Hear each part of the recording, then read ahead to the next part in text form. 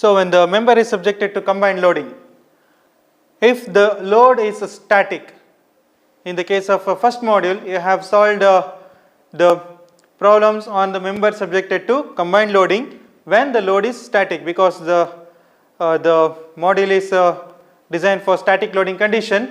So where you have solved the problem for combined static loading condition. So if it is the case something like this,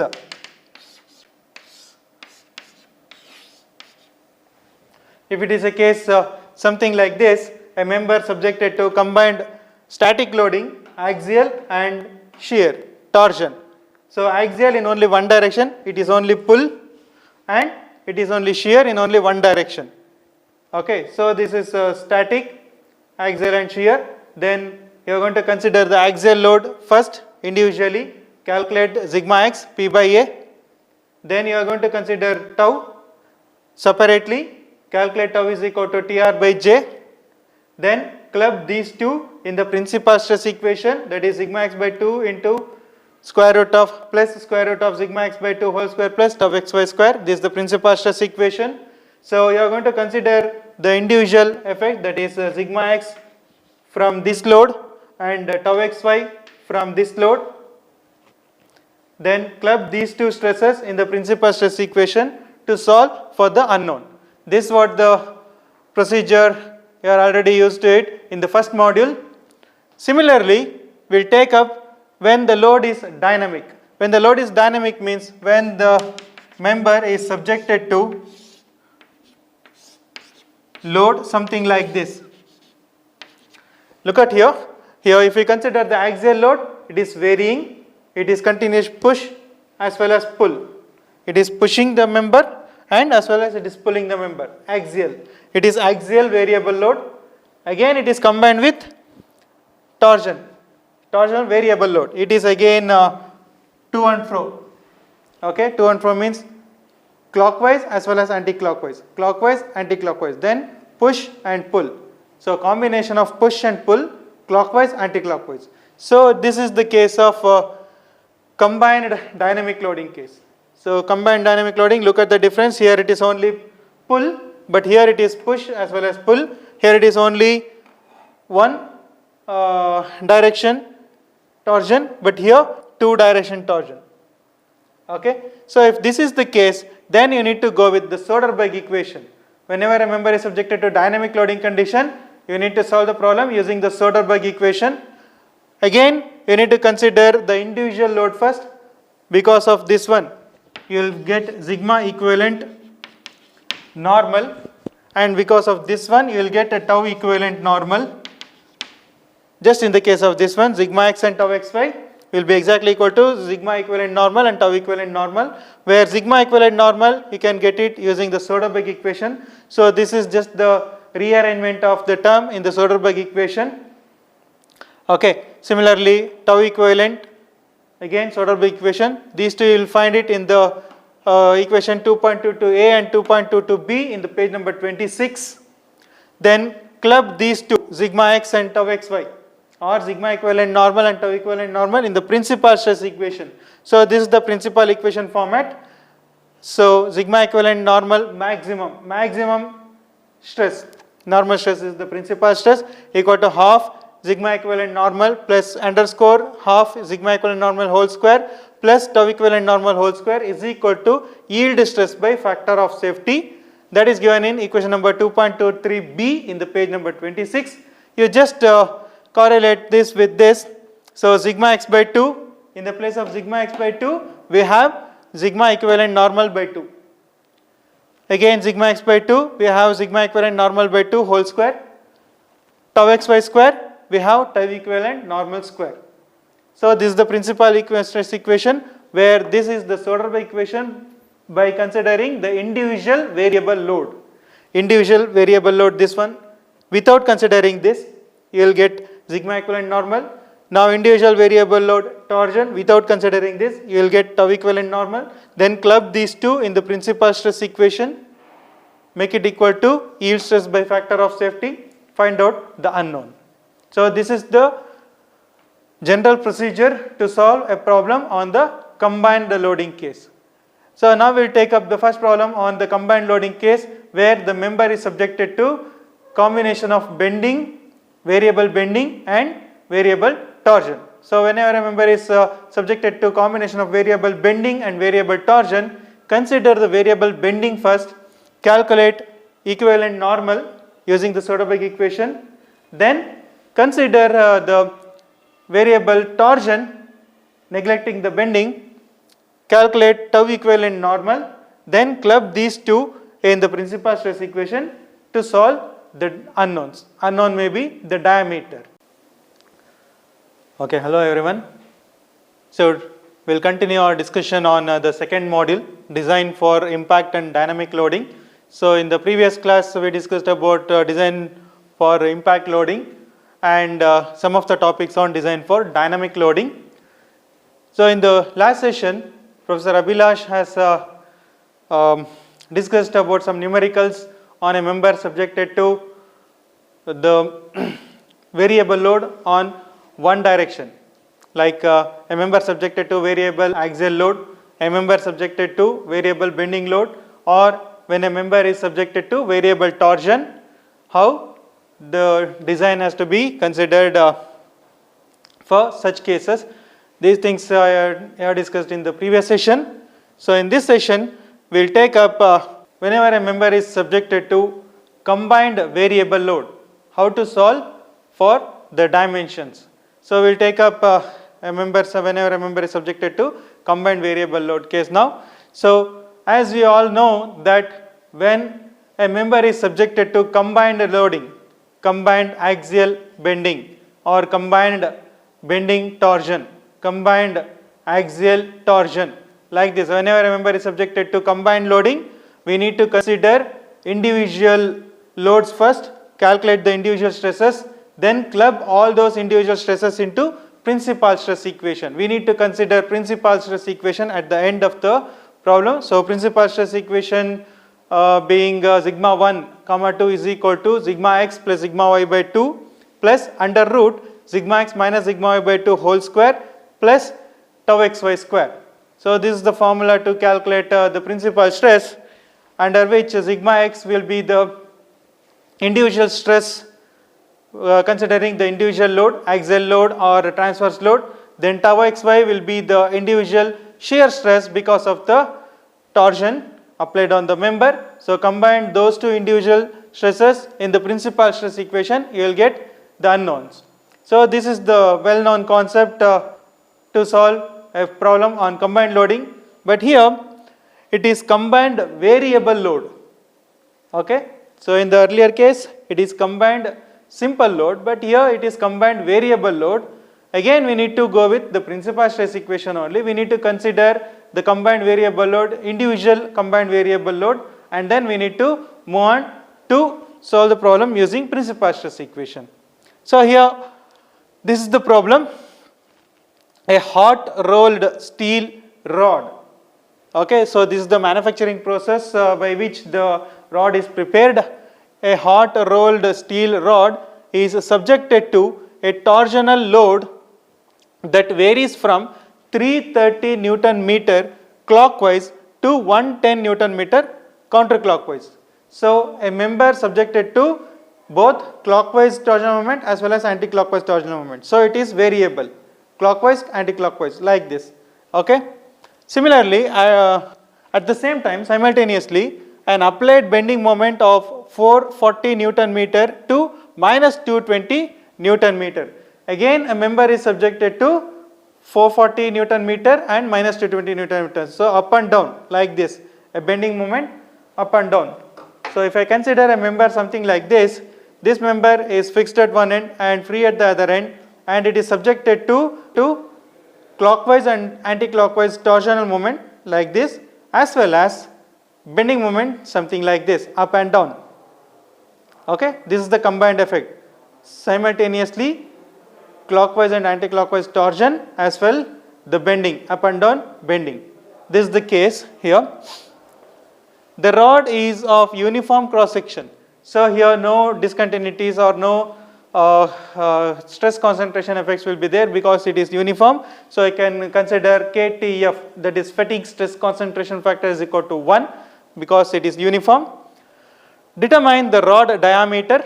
So I need to determine the diameter of the rod to carry this load. To sustain this amount of load, we need to calculate the diameter of the rod. So the material property information is given. The material has an ultimate strength of 550 MPa and yield strength of 410 MPa. Design based on factor of safety 1.5. Take endurance is equal to 0.5 times the ultimate strength. So this is the problem given. So a member is there. It is made up of some material for which the ultimate strength is 550 and yield strength is 410. So for a material which has got ultimate strength of so and so and yield strength of so and so, and to sustain the load of the torsional variable load and bending variable load, how much diameter it should have. That is what the problem. Okay, a member of having capacity so and so to sustain the load so and so, what should be the diameter required? It is the problem. So we will look into the data. So a member is subjected to variable torsional load 330 to 110 into 10 power 3 Newton millimeter. So I have considered SI unit here, millimeter, because here it is given in meters. I will be converting meter to millimeter. So it is 330 into 10 power 3 Newton millimeter, 110 into 10 power 3 Newton millimeter. Similarly, it is subjected to variable bending moment 440 to minus 220 into 10 power 3 Newton millimeter. So 440 into 10 power 3 Newton millimeter minus 220 into 10 power 3 Newton millimeter. And it has got the capacity in terms of ultimate strength as 550 MPa. So MPa, if we convert into SI unit, it will be Newton per mm square, because we all know that 1 MPa is equal to 1 Pascal is equal to 1 Newton per meter square. So Pascal means Newton per meter square. Here mega is there, mega 10 power 6. So 10 power 6 into Newton per meter square. If you want to convert meter square to millimeter square, you need to multiply 10 power 6. That 10 power 6 and this mega get cancelled. So you will be written with Newton per millimeter square directly. 550 MPa means 550 Newton per millimeter square. Similarly, yield stress 410 MPa, that is 410 Newton per millimeter square. So in the problem, the factor of safety is mentioned. We need to consider 1.5 factor of safety. Endurance limit 0.5 into ultimate strength. Obviously, for fifth material, the general condition will be 0.5 into ultimate strength, that is yield strength is equal to 275 Newton per mm square. So this is the given information. Now I will consider the individual load effect first. So considering only variable bending load, I will going to consider only variable bending load first. So if I consider only variable bending load, so this is the member fixed at one end and free at the other end, and it is uniform in cross section, so such that there is no stress concentration factor, therefore KTF we can consider it as 1. It is subjected to variable bending moment 440 Newton millimeter, 440 Newton meter, or 440 into 10 power 3 Newton millimeter to 220 Newton millimeter, or into 10 power 3 Newton millimeter. First of all, we need to consider, because it is subjected to some maximum and minimum bending moment, it is varying with some range, maximum to minimum or minimum to maximum. Since it has got some range, I need to consider the worst cases, worst and the best. So minimum stress as well as maximum stress. Minimum stress you will get it when you substitute the minimum load, and maximum stress you will get it when you substitute the maximum load. So for the two extreme conditions, we are going to consider the stresses. So maximum stress is equal to, since it is bending, m by z is the formula to calculate the bending stress. So m maximum divided by z, that is equal to m max is 440 into 10 power 3 Newton millimeter. I have converted into millimeter here. Here I have written in meters, divided by z pi d cube by 32. You are already familiar with z, it is given in the data handbook. Sigma max is equal to 4.48 into 10 power 6 divided by 30 d cube. So if you take this 32 to the numerator and divide it by pi, you will get this amount of magnitude of sigma max. Similarly, minimum stress is equal to minimum moment divided by z, m by z, where substitute m minimum minus 220 to 10 power 3 divided by so and so. Now, if you take this 32 to the numerator and divide it by pi, you will get end up with this minimum stress. Now consider maximum stress and minimum stress in the amplitude stress equation, because whenever a member is subjected to variable load, you will get some amplitude, because stress will be varying with respect to the time. Whenever the stress varies with respect to time, you will get the amplitude, maximum to minimum with respect to time, it will be varying. So whenever you find the amplitudes, you need to calculate the amplitude stress, that is sigma A amplitude stress is equal to maximum stress minus minimum stress divided by 2. You are already familiar with these equations. So amplitude stress, if you substitute these two here, you will get amplitude stress as 3.36 into 10 power 6 divided by d cube. Then mean stress, if you have amplitude, then you should have the mean stress. If you calculate the mean stress, this is the formula, maximum stress plus minimum stress divided by 2. So if you substitute maximum and minimum stress, this one and this one here, in the mean stress equation, you will get mean stress is equal to 1.12 into 10 power 6 divided by d cube. So this is the amplitude stress and this is the mean stress. Now substitute these two, amplitude stress and mean stress, in the Soderberg equation. Soderberg equation is given by KTF into amplitude stress into yield stress divided by ABC into endurance plus sigma mean is equal to sigma equivalent normal. Okay, so this is the Soderberg, modified Soderberg equation. It is not modified, just the terms is rearranged. The KTF into sigma A into sigma ys divided by ABC into endurance plus mean stress is equal to equivalent normal stress. So this equation you will find it in the page number 26 of Design Data Handbook, equation number 2.22a. So if you just open the data handbook, if you go to page number 26, if you observe equation number 2.22a and 2.22b, you will find equivalent normal stress and equivalent shear stress. And if you just continue the equation number 2.23a and 2.23b, you will find the principal stress equation where these two is clubbed. Equation number 2.22a, 2.22b is clubbed with 2.23b and a, 2.23a. That is what the principal stress equation. So you just open your data handbook, go to page number 26 and just get used to the equations 2.22a, 2.22b, 2.23a, 2.23b. Here I consider sigma equivalent normal. Sigma equivalent normal means it is something like sigma x in the principal stress equation. Sigma x in the principal stress equation when you consider the individual effect of the load. Okay. So if you substitute all the parameters in this equation, you will end up with sigma equivalent normal is equal to 10.9 into 10 power 6 divided by d cube. So here two unknowns are there. This is also unknown and this is also unknown. D cube also unknown and sigma equivalent normal also unknown. Keep it as it is.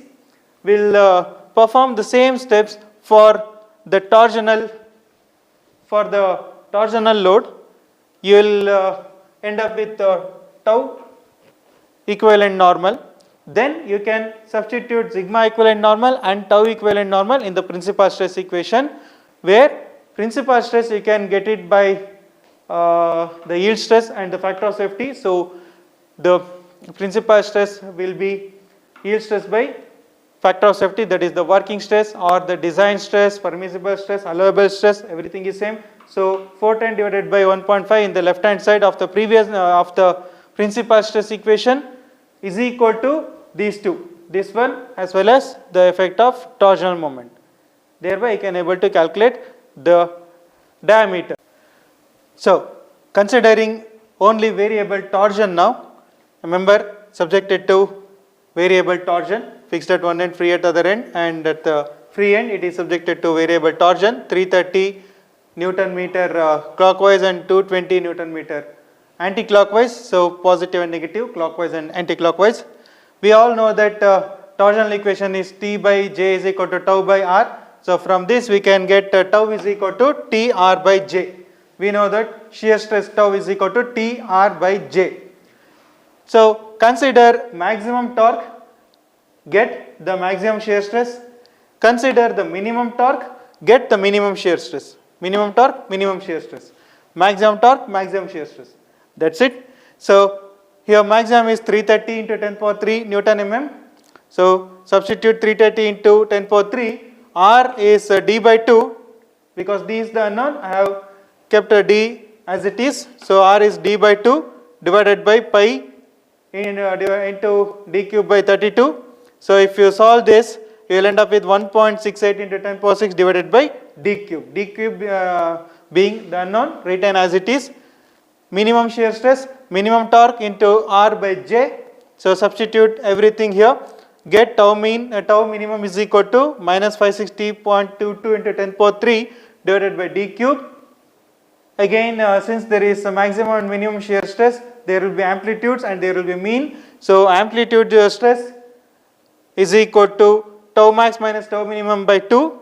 So if you substitute tau max and tau minimum, and if you divide it by 2, you will be end up with amplitude stress is equal to 1.12 into 10 power 6 divided by d cube. And similarly the mean stress, tau max plus tau minimum divided by 2, mean stress, if you substitute in the formula tau max and tau minimum, you will end up with mean stress is equal to 559.89 into 10 power 3 divided by d cube. Now substitute this amplitude stress and this mean stress, amplitude shear stress and mean shear stress in the Soderberg equation, considering the modified Soderberg equation which is given in page number 26, equation number 2.22b. So earlier it was for the axial load, sigma equivalent normal, this is tau equivalent normal, equation 2.22b, page number 26. So substitute everything. Again here A, B, C values are not given. The factors, surface finish factor or size finish factor and the loading factor is not given. So since A, B, C is not given, I have assumed it as 0.8, 0.8, 0.8. That is A 0.8, B 0.8 and C 0.8. In the previous case also we need to assume. Okay. If it is not given A, B, C value, generally it will be given in the problem itself, but if it is not given, you will have to assume as 0.8, 0.8, 0.8 or 0.75 or 0.9, between 0.7 to 0.95, you can assume any value A, B, C. And here tau ys is there, shear stress, yield stress in shear. So yield stress in shear, generally you are going to consider it as yield stress normal, yield stress divided by 2. Tau is equal to half of the normal stress. That is what the general condition. So yield stress is given as 410. So 410 divided by 2, you will end up with 205. 410 divided by 2, you will end up with 205. Substitute here in the place of tau yield stress and substitute everything. You will get tau equivalent normal as 2.19 into 10 power 6 divided by d cube. So this is again the tau equivalent normal, that is the stress corresponding to only variable torsion.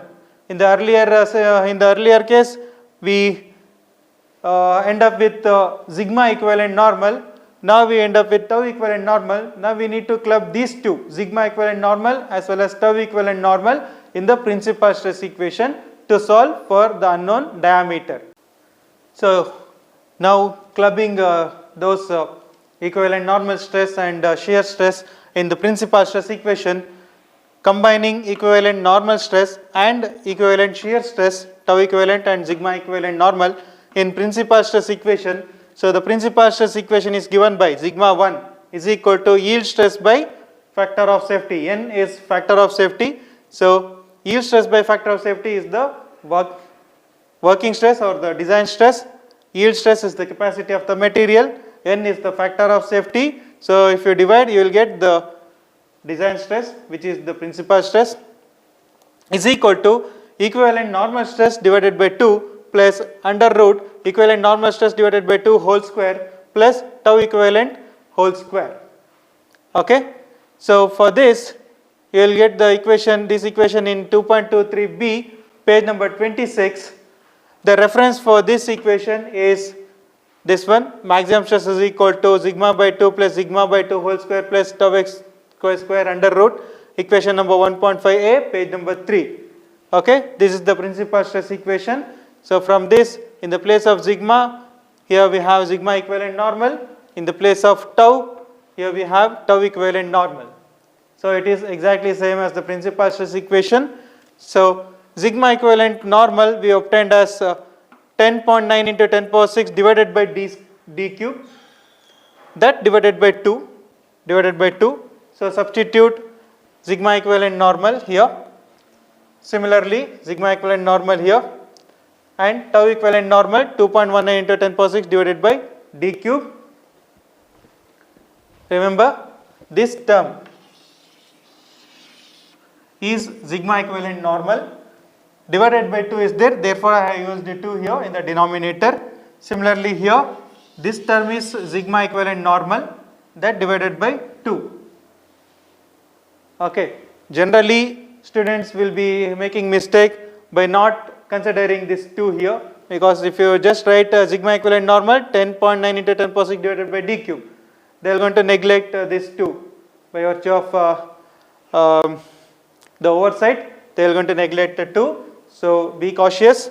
Divided by 2 is there. Sigma equivalent normal is this divided by d cube, and also you need to multiply with the 2 in the denominator. Multiply it 2 in the denominator. Okay. So if you try to solve this equation and try to learn to solve this equation in the calculator, because if you start solving this equation stepwise, then it will kill the time. It will take more time. So use calculator, scientific calculator in an efficient manner, efficient way to solve this problem. It will take maximum of 1 minute. Okay, you will get the answer as d is equal to 34.6 millimeter. So this is the answer. So this equation you should learn to solve in the calculator. Remember, calculator works on the principle of BODMAS rule, BODMAS. So it will take the brackets first, then division, multiplication, addition, then subtraction. So calculator works on the principle, this principle. So I need to have the brackets. Carefully you need to select the brackets for the terms, first term and the second term, then the LHS and the RHS. So differentiate between LHS and RHS. In the RHS, separate the terms with the brackets, separate individual terms with the brackets. Then try to use brackets in the calculator to solve the problem.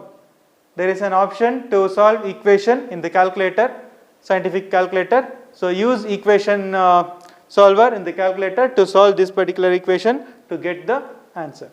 Thank you.